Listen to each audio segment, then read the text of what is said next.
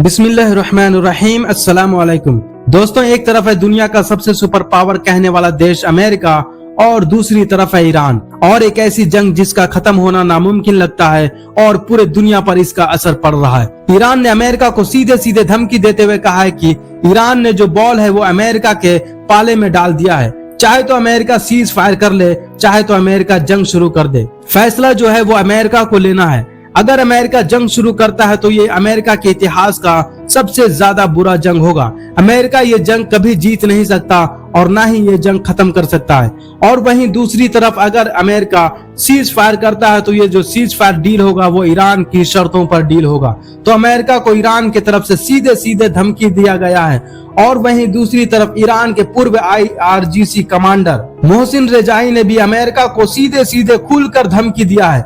Mohsin Rezaei ने America को कहा है कि अमेरिका दुनिया का इकलौता पायरेट्स है जिसके पास एयरक्राफ्ट कैरियर्स हैं, लेकिन हमारी ताकत भी कम नहीं है। तैयार हो जाओ, तुम्हारे कैरियर्स का कब्रिस्तान तैयार है। ठीक वैसे ही जैसे इस्फहान में तुम्हारे एयरक्राफ्ट का मलबा बिखरा पड़ा था, ठीक वैसे ही जैसे हमने तुम्हारे फाइटर जेट को इस्फहान में मार गिराया था, वैसे ही तुम्हारे जो एयरक्राफ्ट कैरियर है उसे भी मार गिराएंगे। मतलब कि ईरान की तरफ से सीधे सीधे धमकी दिया गया है। ईरान ने अमेरिका के F-35, F-15, F-16 सबको मार गिराया है। अब जो बचा है वो है एयरक्राफ्ट कैरियर।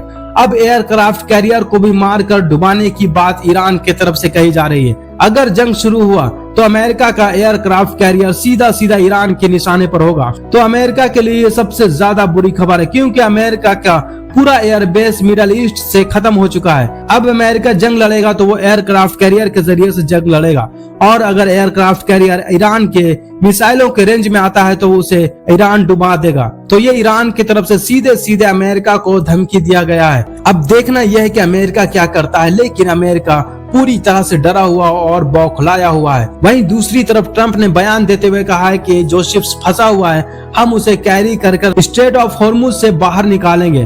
तो इस पर भी ईरान ने अमेरिका को सीधे धमकी दिया है कि कोई भी नया कुछ भी नहीं होने वाला स्ट्रेट ऑफ हॉर्मुज में। जैसे चल रहा है वैसे ही चलेगा। अमेरिका स्ट्रेट ऑफ हॉर्मुज में कुछ भी करने का ना सोचे। तो ये था ईरान की तरफ से अमेरिका को सीधे सीधे धमकी। अब देखना यह है कि अमेरिका क्या करता है। आप लोगों का क्या मानना है कमेंट सेक्शन में जरूर बताएं। मिलते हैं फिर नेक्स्ट वीडियो में। चैनल को सब्सक्राइब करना बिल्कुल ना भूलें। अस्सलाम वालेकुम।